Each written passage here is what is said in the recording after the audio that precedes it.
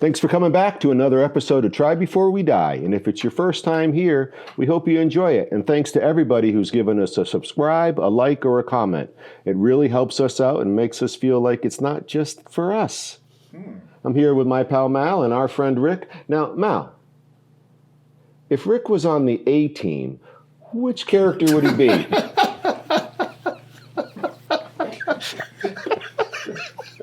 If you've watched the show before, there's something different about Rick. He would be Face Man. Hey, it's spring. Rick had a man's beard. I mean, he had a pretty good beard. He had a pretty good beard. I was told I looked like Hippie Gandalf. Hippie Gandalf. Yeah. So Rick came around today. He heard we were filming an episode, and Face Man walked in. Face. His name was Face. Yeah, but they called him Face Man. Okay. Right. Yeah. Do you remember his real name in the show? What was his character name? Oh.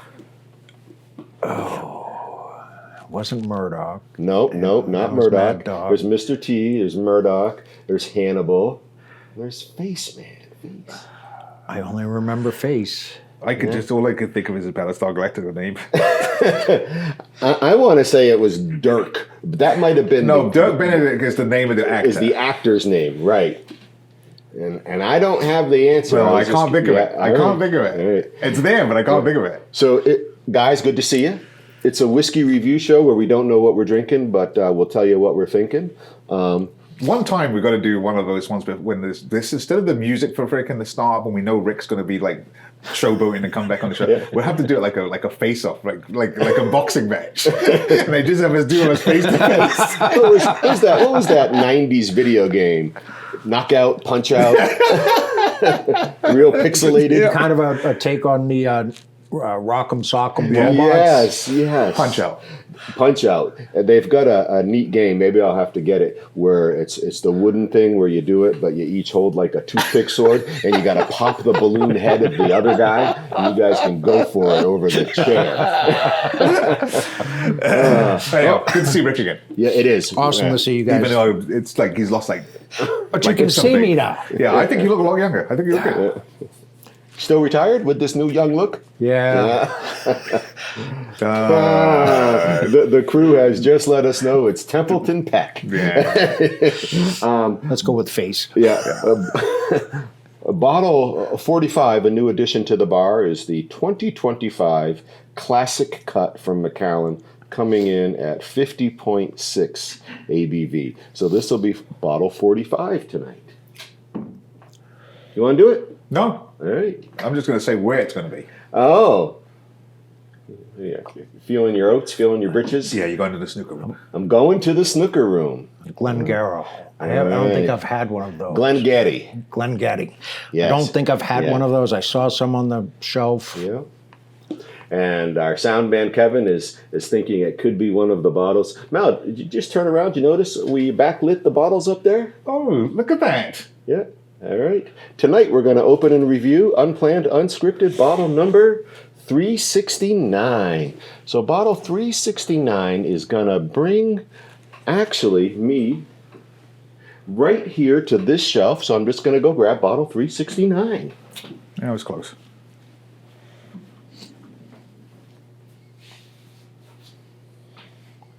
So a Torabhaig. So we've opened one of these before. Yeah, this will be the second. This will be the second, right, yes. So Torabhaig. So this is, I believe, this is the other distillery on the Isle of Skye. What is the other distillery on the Isle of Skye? It is Skye. Scapa? Nope. Mm-mm. That's Orkney. Yeah. Peppery notes, well-known peppery notes. Talisker? Ding, ding, ding. Yes. So this I point there because that's where they used to be in that area. Yes. So this is a newer distillery. They're into their, I think, is this part of the Legacy series, right? The Legacy series. This is a batch strength coming in at 61.1. So they're into their fourth release. which I believe is the sound of sleet.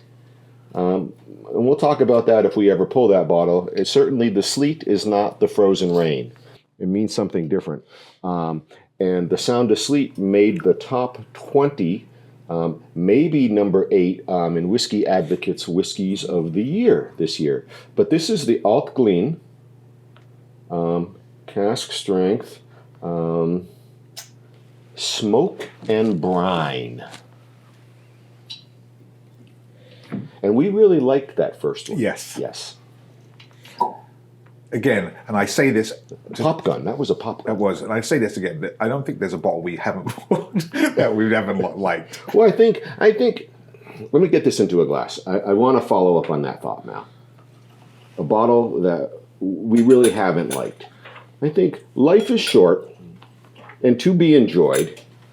And we can look for what we don't like about something, or we could look for what we do like about something. And I think that some of this show and our friendships and stuff and the time we're spending on the planet is better served focusing on the things that you enjoy. And so there have been things about bottles that we've been like, it wasn't my favorite, right? Off camera we talk about it. But the reality is, let's focus on the things that we do like, right? And it turns out, gentlemen, we all like whiskey. Yes. All right. So, Torabhaig. Let's see. There's some words on the back.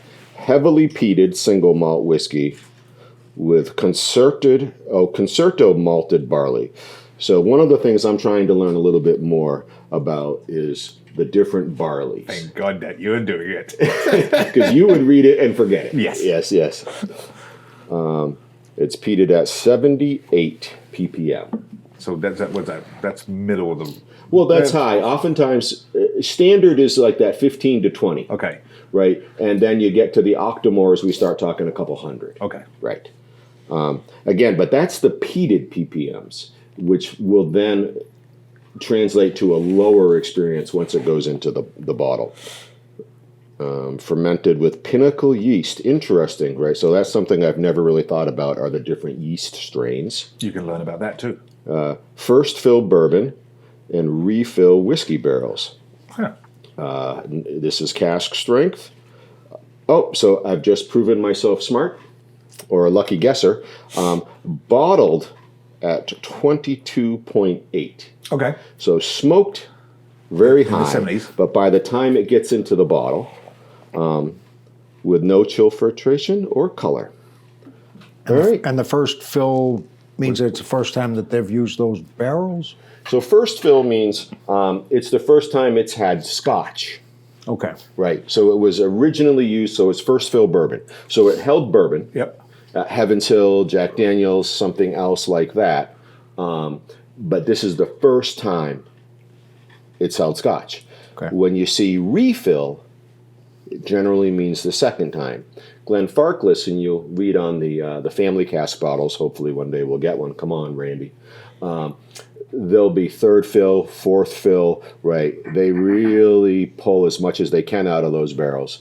And then they determine when those barrels are done. And then artisans will do things like make glass holders and whatnot out of the spent staves.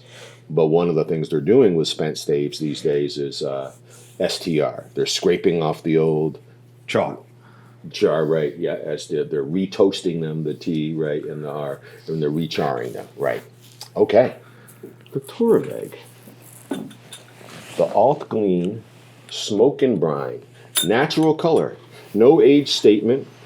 Distillery's only been around, I'm going to guess, 7 years or less. We're probably more at the time of this release in the 4-year range. So we've got a young whiskey, maybe 5-year, but certainly we're well under 10.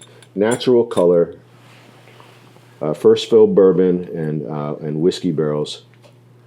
What do you got for a color, guys? That is really light. It is light. I was going to go right to light gold, straw. ginger ale. Ginger ale, flat. flat. Yeah, flat ginger ale. Flat ginger ale. You're sick, you're home, you've got flat ginger ale and saltine crackers. Or in your case, woven wheat.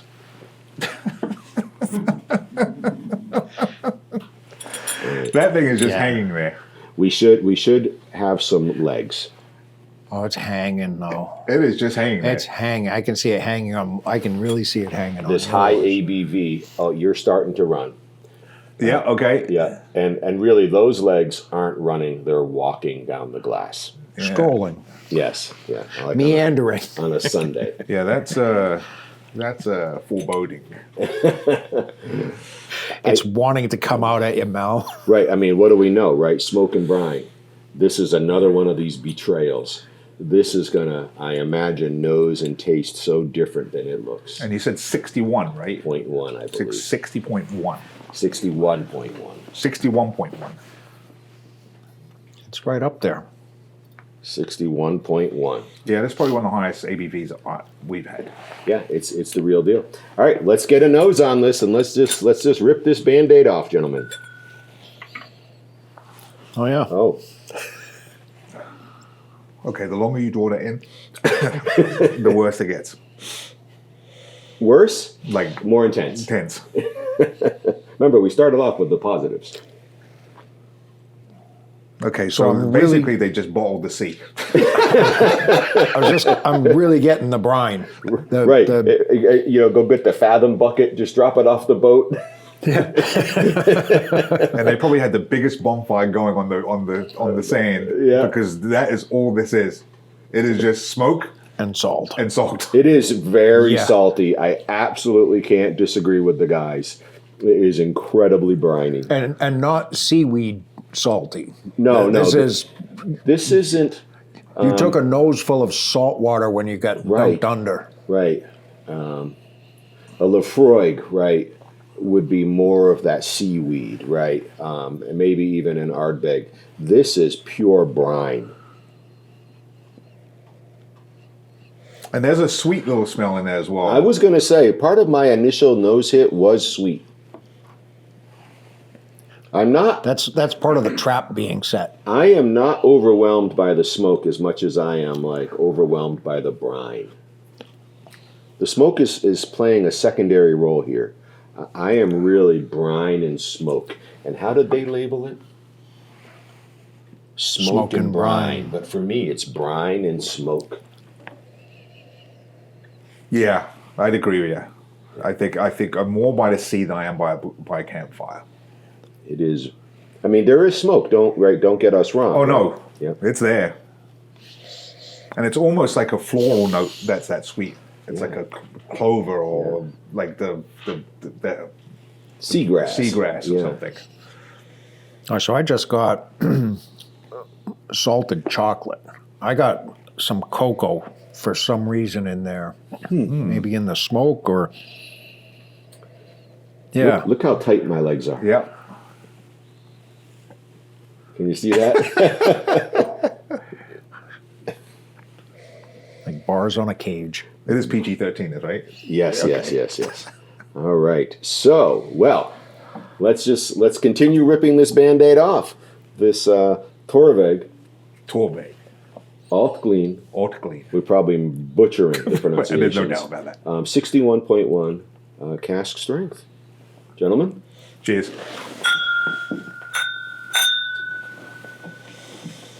See you on the other side.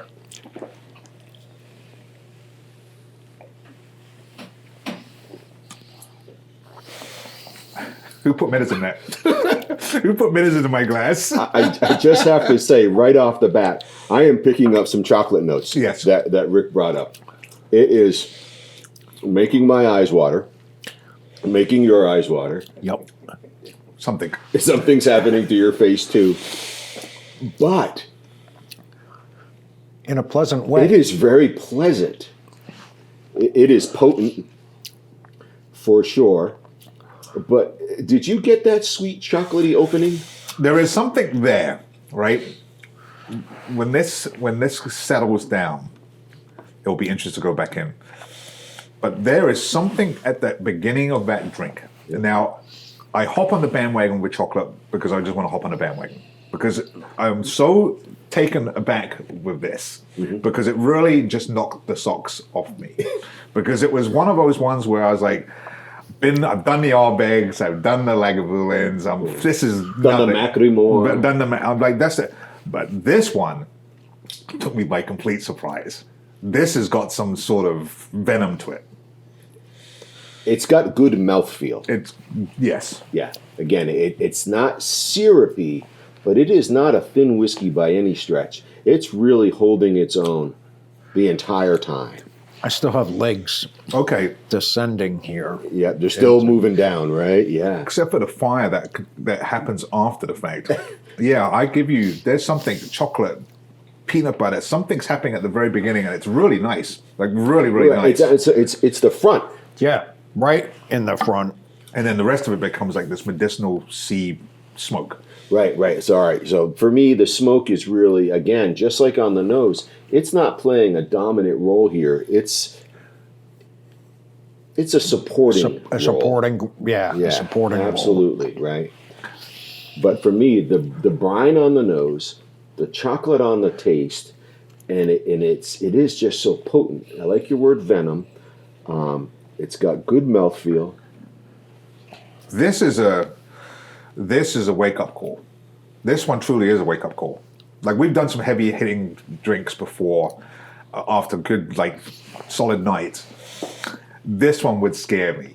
This one would scare me. If I was waking up and I was going right back at it again, this one would scare me. Well, I think what's the trepidation around a drink like this is that it is pleasant, right? And it's 61.1% ABV, so it should be obviously taken with care, but it would be easy to have a second one of these, right? Especially if the climate was appropriate. If it was right? cold, yes, you need to warm up. Yeah, because fall, that spring. thing lit me. That I am on fire inside. In a sense, not like burning up, but I have this. There was this rolling heat. Right. Especially The furnace. The furnace got turned on. Yeah. Right. Smog's But belly. it is really, really good. I mean, it's got some great flavor, and again, it goes back to this immature palate. There is a lot going on here, a lot. There is a lot going on here. The words are really hard. Let's see. Robustly peated spirit, deceptively refined, resulting in complex and characterful of maritime whiskey. I agree with all of that. The complex maritime whiskey. Yeah, the rest I can't read just due to the lighting here. We've already paid attention to the back. We'll do some research about this. I remain stunned by the chocolate element to this whiskey. And not the fire. There's Right. not a lot of fire to it. There's not a lot of super heat. Right. Even though it does turn the furnace on when you get it down. It's warming. It is very warming. Yes. And I think it's off that initial pull, Yep. because the fire's now lit, the rest of it becomes a little bit more. I'm going to be recommending a sea salt chocolate. I would agree with you there, sir. Two. To go with this. I thought you took two on purpose. I was just letting it go.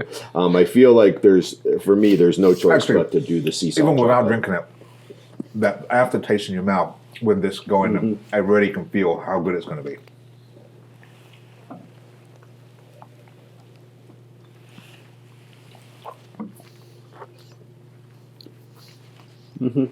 That's fine.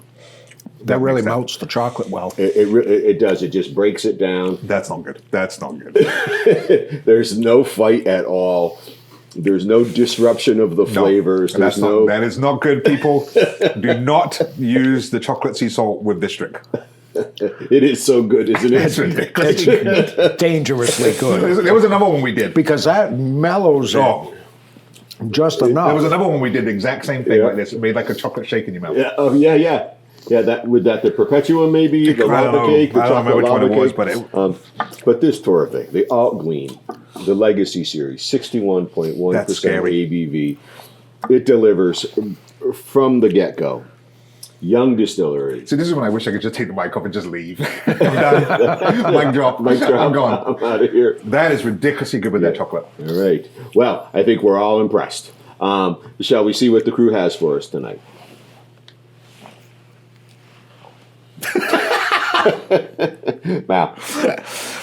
The problem with some people is that when they aren't drunk, they're sober. Cheers, gentlemen. Cheers. The Torabhaig. Coming through.